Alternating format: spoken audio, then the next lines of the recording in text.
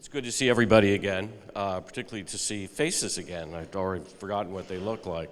You know, I appreciate the fact that Art wants to run an expeditious program, and it kind of reminds me of, you know, I was president of my synagogue for a very long time. We needed to hire another rabbi because the rabbi we had was getting old. So the only way you want to hire a religious leader is to see him preach. So I had this young guy come, and he's sitting next to me up on the altar during a Sabbath service. And the rabbi gets up, and he's talking, and he's giving a homily, and then he yells out the number 33. People laugh. Then he talks a little more, gets to another biblical lesson. He says 45, and then they really start laughing. So the young guy looks at me. He goes, "What's the story?" He goes, "Well," I said, "Well, here's the thing. He's been the rabbi here for 40 years. We've all heard his jokes, so we just numbered them to speed up the service." So finally it's time for the young guy to get up, and the senior rabbi comes and sits next to me, and the guy gets up to the pulpit, and he looks over the congregation, and he says, 17. Crickets. You don't hear a thing. Senior rabbi leans over me and says, "He's a nice boy, but he can't tell a joke." So, crypto or no crypto, very timely slide. You know what? Lawyers don't give. By the way, I've been representing public pension funds for 45 years, which in and of itself is a fairly frightening thought, and doing work in Texas for almost that whole time. And the lawyers don't give investment advice. That's because we clean up what happens after.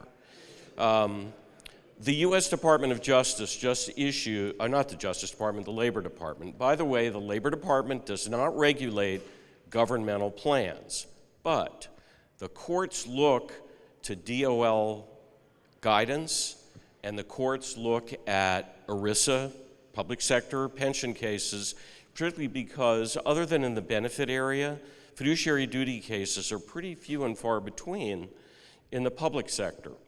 And what they said in this assistance memo that was just issued, exercise extreme care in investing pension assets in cryptocurrency because of speculation, custody, valuation, and make sure you've got advice. Or if you're providing this, say in a self-directed drop plan or a 457 plan, or if you have a plan that has a defined contribution aspect to it where you're providing access to members, be sure they've got access to advice. I don't know enough about it to give advice other than to say, if the people who regulate all the private sector pension plans are saying, watch out for the falling rocks, beware the snakes and the quicksand, gives me pause for thought too.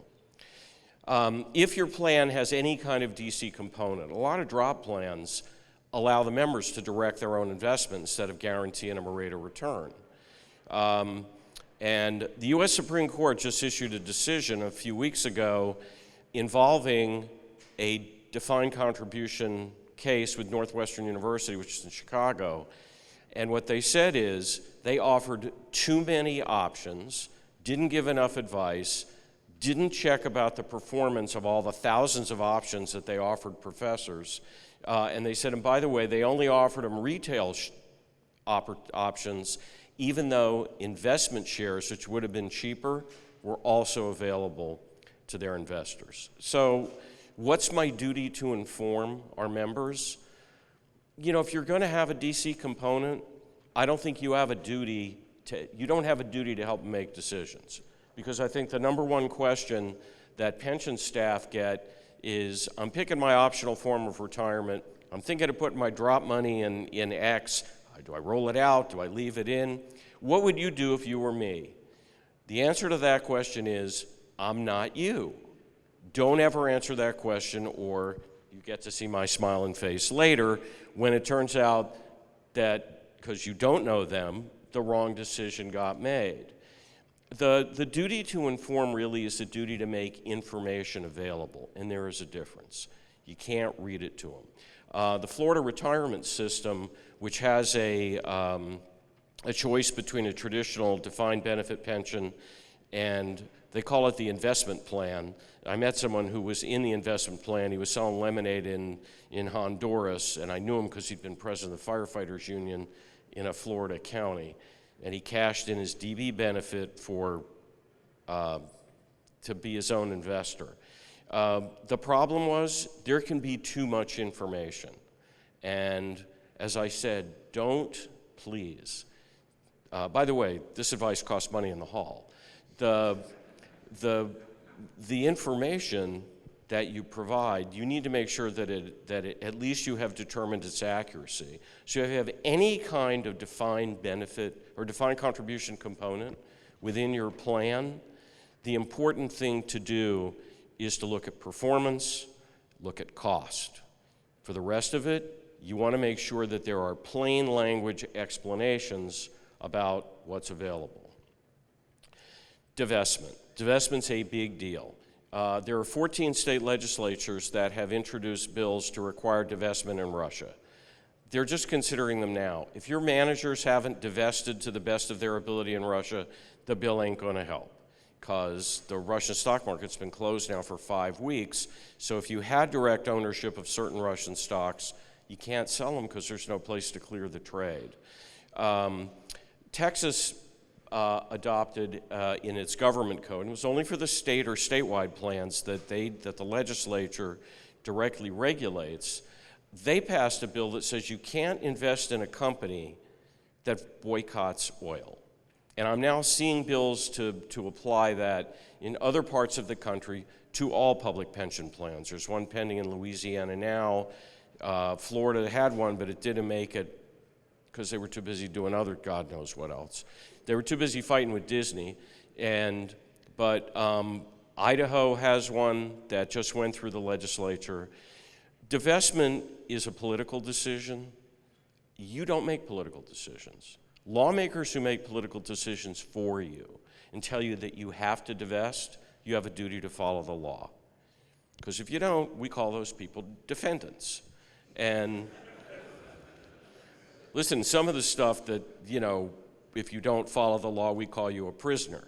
So, but one of the things Texas did do in this particular law that's cited here is they did leave a fiduciary out. That if in the exercise of your fiduciary duty, divestment would injure the plan, you don't have to do it.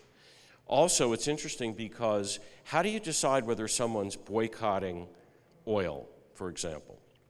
If you decide to invest in a company that makes electric cars or batteries that go in the cars or charging stations that you use to charge the battery that's in the electric car, are you boycotting oil? Good question. I don't know the answer to that. There has been exactly one divestment case that made it to a state Supreme Court anywhere in the United States, and that was 40 years ago in Maryland, when the city of Baltimore told the pension funds they had to divest of any company that was doing business in South Africa because the apartheid government was still in power. And the Board of Trustees sued and said, what's our liability for doing that? The companies you told us to divest of is 98% of our portfolio. Are we supposed to just put it in the mattress? And ultimately, Maryland's Supreme Court, or the equivalent of the Texas Supreme Court in Maryland is called the Court of Appeals, said, you know what? It's a political decision made by a political branch of the government. You're obligated to follow it. And by the way, the political branch of the government has to make up for any loss. And that's what's critical in a defined benefit retirement plan, which most of you are in, is that what you own is not what our members own, is not the underlying assets. They own a contract, which is provided for in Article 16, Section 66 of the Texas Constitution for a fixed percentage of pay multiplied by salary times years of service. Whether the assets are there or not, the plan sponsors are obligated to make the contract whole.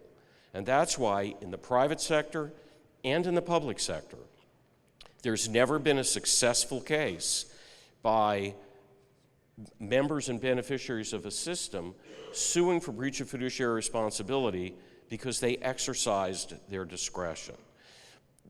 Texas is one of 47 states that adopted the Uniform Prudent Investor Act.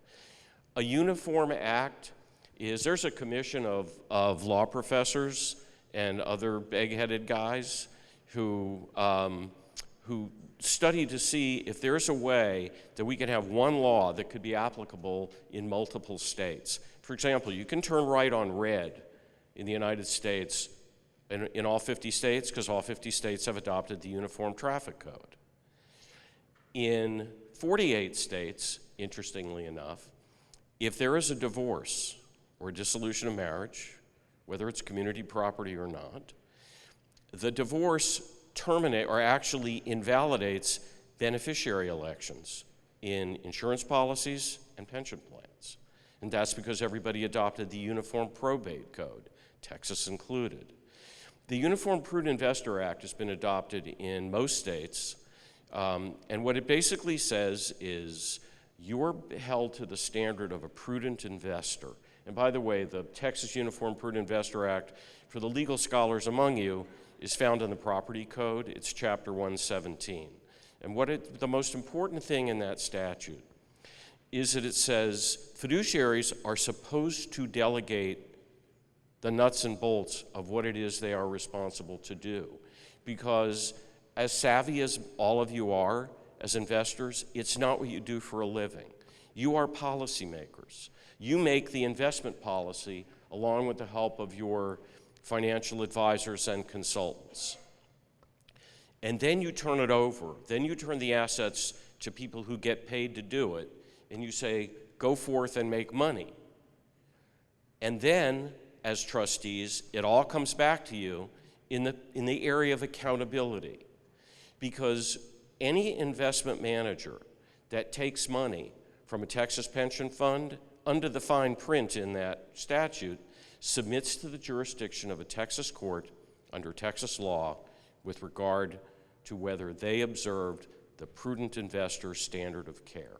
And that's really important because it doesn't matter. We have fights all the time, and for the work that we do for pension funds in Texas, we get the side letters and the limited partnerships and all the other stuff.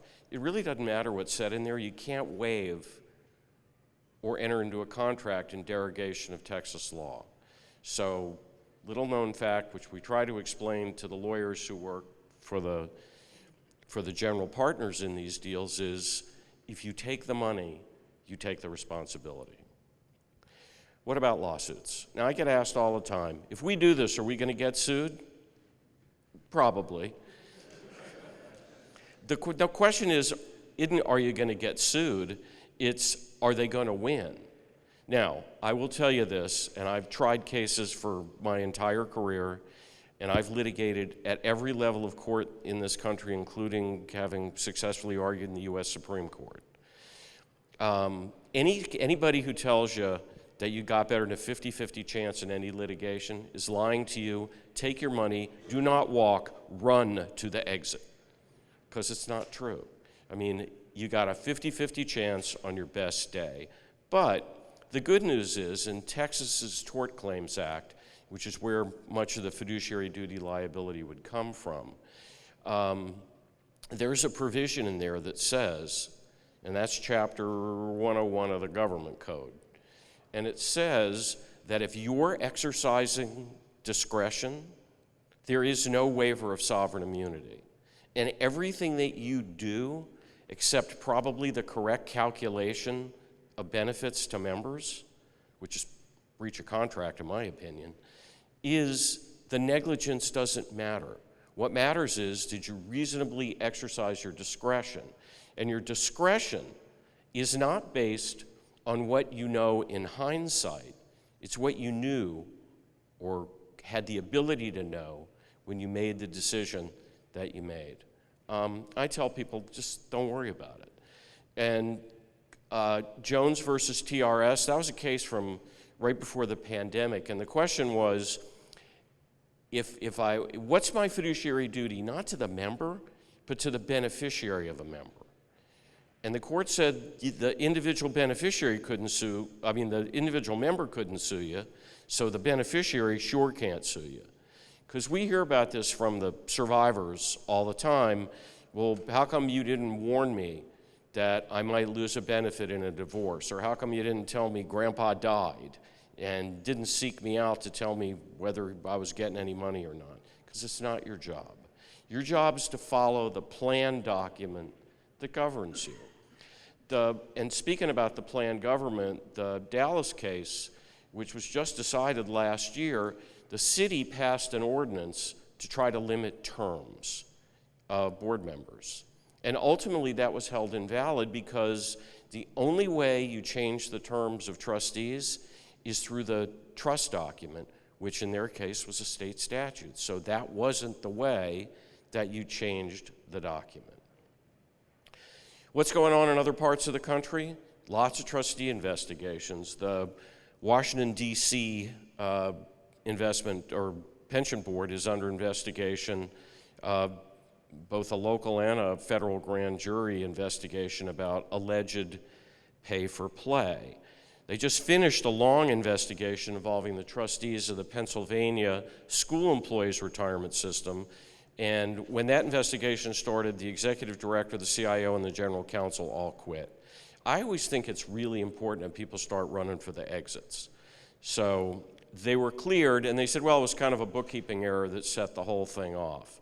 The Police and Fire Pension Fund in New Jersey, which we have also represented, their CIO just resigned suddenly because what happened is he was interviewing with an investment firm that was in the mix to get some of their money, and so he's looking to get a job with them and then recommended that they hire the manager, and then he was going to leave and go to work for the company. That's not really a good idea. You can't play both sides of the street and expect to survive. The Muth case was interesting because you all have access to a lot of information. And in Texas, as you know, most of your pension information is confidential by statute.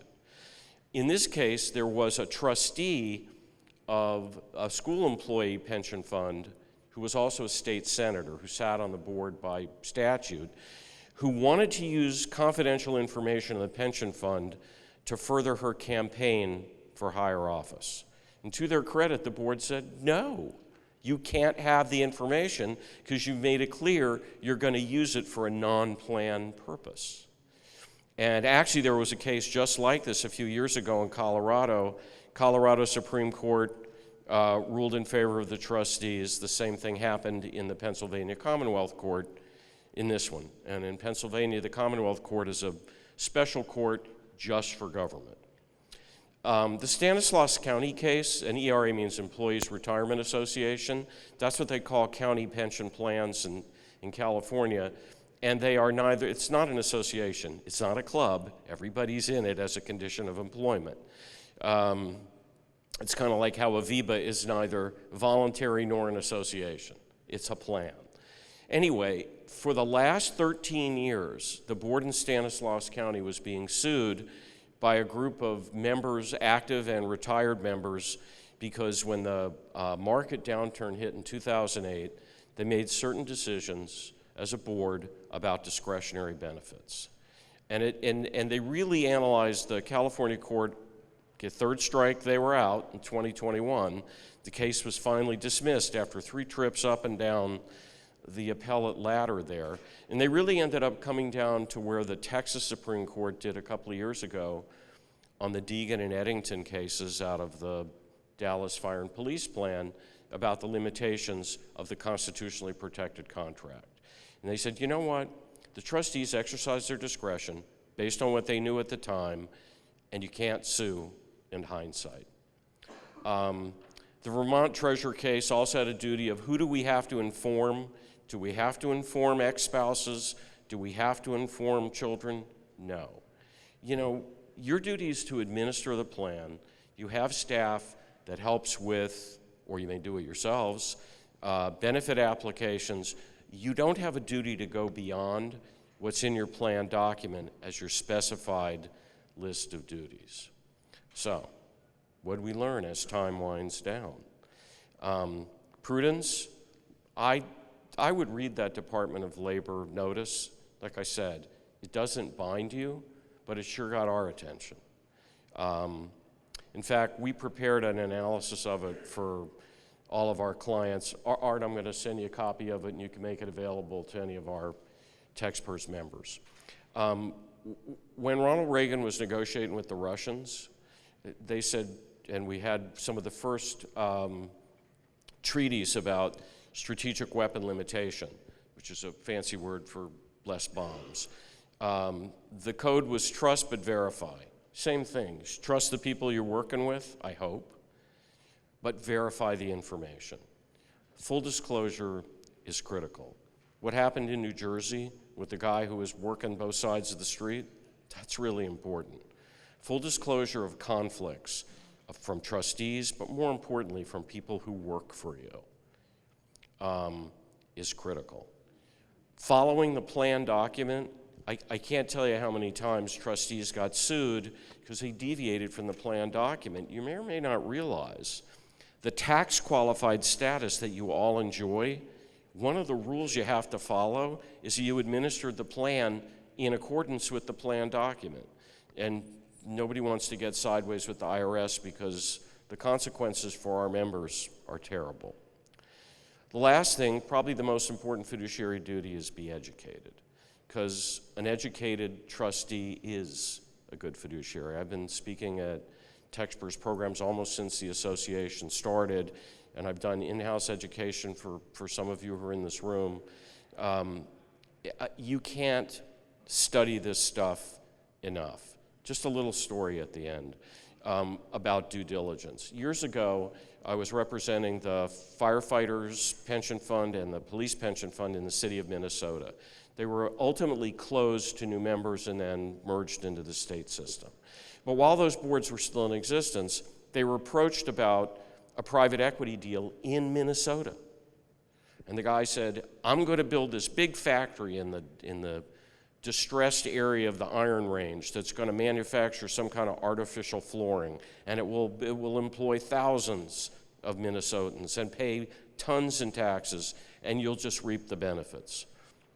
So the police board's due diligence consisted of, his people are from Minnesota, he must be okay. The firefighters met the next day. Their due diligence was, well, I heard the cops checked him out, so he must be all right. He stole from both of them. The money went up his nose, into a boat, it went into everything except a factory. And so between the two pension funds, they lost $35 million. And they lost $35 million because they weren't careful. And they didn't educate themselves about the risks that were involved. So, and I know no one in this room would do that. And now I've got 5 minutes for questions, Art? So, like I said, they're free in here. They're $500 in the hall, and if you make it down to the lobby, it's $1,000. Any questions? Or are you just hungry? Yes, sir.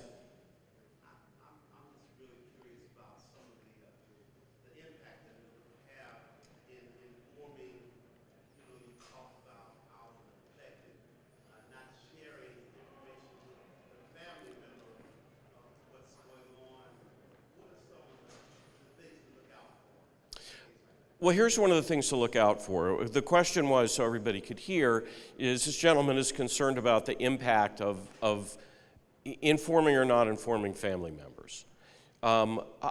First of all, first place you look is your plan document to see, is that one of my list of duties? Invest, pay, whatever else, as that is direct information to people on the list. If it's not, you have no legal duty to do it.